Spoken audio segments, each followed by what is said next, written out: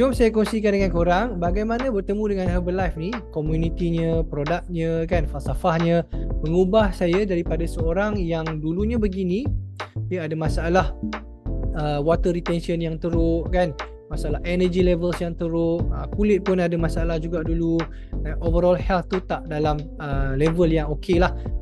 Jadi saya sebelum saya bertemu dengan Herbalife, saya bekerja di sebuah kilang lah dekat Kulim ni, right? Semua okey, cumanya saya dalam diri saya ada internal konflik diri sendirilah kan, di mana saya stres dan saya tak boleh cope dengan apa yang saya kerjakan pada ketika itu.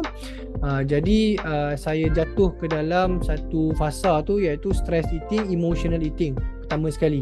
Bila saya stress eating, emotional eating, seterusnya saya dah mula lost track of everything that I put into my body. I lost track of my health. So apa yang berlaku pada ketika itu ialah setiap pagi bila masuk kerja, saya akan beli satu air tin, air kopi lah, air mesin gedegang, sebab nak bagi energy kononnya kan.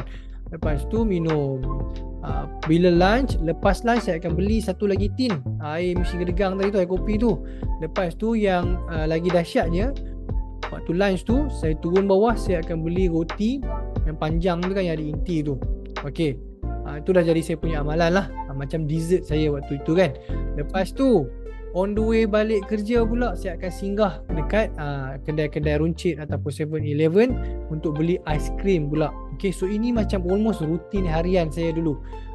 So boleh terjawab lah kenapa saya naik berat badan, perut buncit dan muka mula membulat tu kan. Okay, cumanya dalam diri saya sentiasa rasa macam, oh tak boleh macam ni, tapi buat juga kan. Sampai ke satu fasa dalam hidup saya tu, memang saya nekat, saya kata I cannot do this anymore, tak boleh dah macam ni, I have to do something about it, kena cari penyelesaian.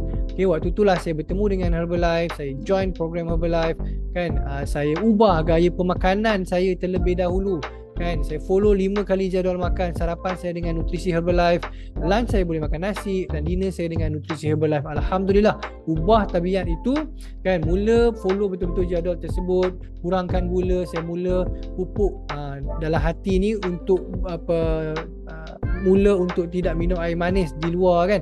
Alhamdulillah, fast forward kepada sekarang, bulan pertama saya dengan Herbalife, saya turun 5 kilo berat badan saya.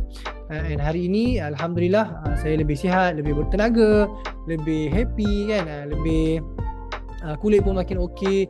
Bukanlah produk itu mengubati apa-apa, tetapi ianya memberikan kita satu ruang untuk kita cukupkan apa yang badan kita tak cukup, dari segi nutrisinya, dari segi komunitinya kan, dari segi kita punya psikologi, mental dan juga emosi kita pun jadi lagi best.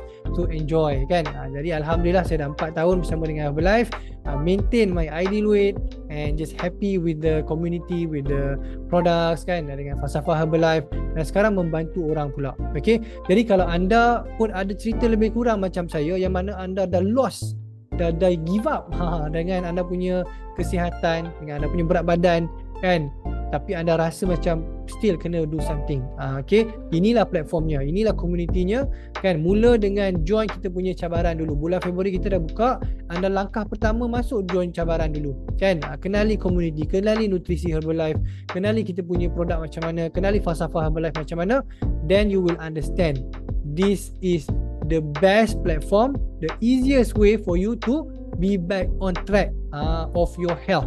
Okay, bukan sekadar nak diet, tapi juga nak jaga badan kita secara menyeluruh. Okay, so kalau kata cerita ini resonate dengan anda boleh relate. Kalau nak join, boleh klik link di profile ataupun isi beg biru ataupun komen di bawah. InsyaAllah kita bantu anda untuk diet tahun ini sampai jadi. Okay, Assalamualaikum, jumpa di video seterusnya. Thanks for watching. Bye.